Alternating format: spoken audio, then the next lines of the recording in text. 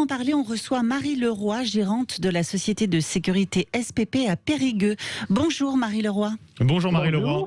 Bonjour. Merci d'être avec nous ce matin sur Sud Radio. Effectivement, depuis hier et l'extension du pass sanitaire, de plus en plus d'entreprises font appel, j'imagine, à vous, à des sociétés de vigiles comme la vôtre pour contrôler ce fameux pass sanitaire. Comment vous gérez cet afflux de demandes en agents de sécurité? J'imagine que le téléphone n'arrête pas de sonner en ce moment.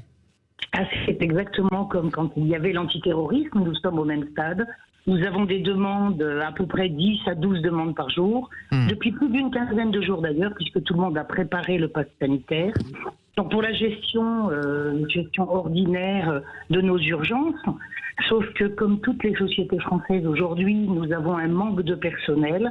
Donc nous sommes obligés de jongler avec tout notre personnel pour arriver et sur l'Occitanie et sur la Nouvelle-Aquitaine à faire face aux demandes autant des musées, des grands sites comme l'ASCO par exemple, des sites. Alors sur la Dordogne, nous n'avons pas de grands magasins, mais sur Bordeaux, nous en avons 2 énormes qui nous le demandent.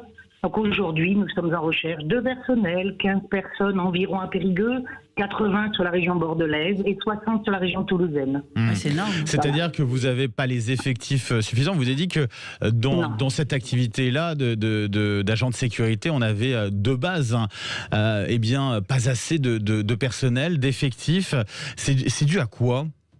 Alors c'est dû en fait déjà à la reprise après Covid. Depuis 18 mois, nous n'avions que nos sites pérennes, tels que les grandes surfaces et sites Céveso, grande industrie. Et puis, nous avons repris, et heureusement pour nous, les événementiels depuis le mois de mai. Nous avons recommencé à faire des événementiels sous haut contrôle, bien évidemment, et se rajoutent, et dans ces événementiels, et toutes les demandes que nous avons viennent de se rajouter des maisons de retraite qui nous demandent, parce que c'est un sous-effectif. Ça, c'est incroyable, c'est nouveau, c'est complètement nouveau pour vous, ça. Tout à fait nouveau. Nous n'avons pas pour le moment de restaurants, puisque eux-mêmes ont subi la crise, et je pense qu'ils n'ont pas les finances pour investir dans 1 ou 2 agents de sécurité pour le pass sanitaire. Mais toutes les demandes que nous avons ne sont pas extravagantes. Elles sont tout à fait normales. En Dordogne, aujourd'hui, nous avons 21 personnes, j'ai regardé les chiffres hier, qui s'occupent du pass sanitaire. Donc il faut que nous rajoutions à nos 300 agents, tous ces agents jusque peut-être au 15 novembre, pour pouvoir faire de la rentrée normale dans les sites. Et puis, au demeurant, pour le moment, tout se passe très bien, les gens jouent le jeu. Et ça, c'est très important, par contre, pour nos agents. Oui, c'est ça. C'est-à-dire que sur les vigiles que vous avez dans votre société, il n'y a pas eu pour l'instant de problème de tension ou de conflit depuis hier. Pour le moment, alors nous, on n'a pas commencé hier, on a déjà commencé depuis une quinzaine de jours. Le 21 juillet. Voilà, nous avons commencé, en fait, à laisser, puisqu'il fallait savoir comment on pouvait gérer des flux jusqu'à 1500, 2000, 3000 personnes sur les événements. Combien de personnes pouvaient gérer ces flux-là? En plus, en fait, des fouilles, des ouvertures de stacks, des palpations. Maintenant, nous avons le pass sanitaire et c'est assez difficile, en fait, pour nos agents de gérer des arrivées de, on va dire, 2 à 3 000 personnes sur certains événements. Un autre événement qui ne va pas tarder avec 20 000 personnes, et puisqu'elles ne sont pas en permanence sur le site, donc ce sont des sites où il y a 2-3 000 toutes les heures, et il faut que nos agents soient vigilants et en plus très réactifs à cette demande. Vous avez dû déployer certains effectifs aussi, je pense notamment sur le championnat du top 14 en rugby, vous avez justement certains agents de sécurité qui sont présents à ce niveau-là. En attendant la reprise de la saison, vous les avez employés ailleurs ? Alors ils sont employés ailleurs toute l'année et nous les concentrons, et nous faisons top 14 sur Brive. Dès le 4 septembre, nous concentrons 45 agents sur le match.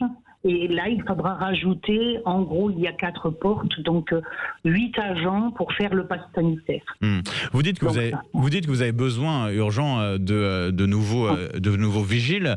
Ça se forme rapidement. On peut les former rapidement ou pas, ou ça prend du temps? Non, une formation de vigile, c'est 7 semaines. Donc nous avons un centre de formation à Périgueux qui est à 2S Formation, qui nous forme les agents de sécurité. Mais même en formant, nous ne pouvons en former que 12 par session. Et sur 7 semaines, nous arrivons à en former une 50aine par an. Et pas que pour notre société. En fait, nous les formons pour toutes les sociétés qui ont besoin de les utiliser. Mais aujourd'hui, avec le Covid, nous n'avons pas eu de formation depuis presque 12 mois. Ah oui. Ouais. Et nous ne pouvions pas concentrer des personnes dans des salles de formation fermées. Bah oui. C'est absolument pas possible. Donc nous sommes en déficit en raison de ces événements. De ce retard finalement. Est-ce qu'il y a des besoins de formation supplémentaire, en tout cas, vis-à-vis de ce pass sanitaire? Est-ce que vous avez dû également investir à ce niveau-là ou pour que vos équipes puissent contrôler ces passes sanitaires? Alors nous avons investi sur des téléphones, puisqu'il faut des smartphones. Bah oui. Nous en avons aujourd'hui une 50aine à disposition de nos clients. Donc l'investissement est assez lourd.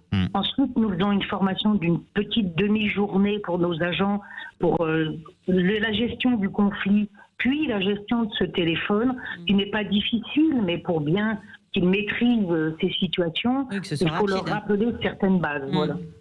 On s'en souvient, vous l'avez dit, l'année 2020 avait été très compliquée pour votre secteur à cause de ces nombreuses annulations dans l'événementiel. Oui. À terme, est-ce que vous pensez que ce pass sanitaire va vous permettre d'une certaine façon de limiter un peu les pertes de l'an dernier, Marie Leroy? Alors aujourd'hui, nous avons repris une activité, je peux dire, quasiment normale depuis le 1er juin, depuis fin mai. Mais le pass sanitaire oblige les associations et tous les centres culturels à régler en fait le nombre de personnes à l'intérieur des sites. Et c'est eux qui ont beaucoup de difficultés aujourd'hui pour les finances en fait, puisque nous coûtons, qu'on le veuille ou non, assez cher. Bien sûr. Merci beaucoup en tout cas Marie Leroy d'avoir accepté notre invitation ce matin sur Sud Radio. Je rappelle que vous êtes la gérante de la société de sécurité SPP à Périgueux. Merci, bonne journée à vous.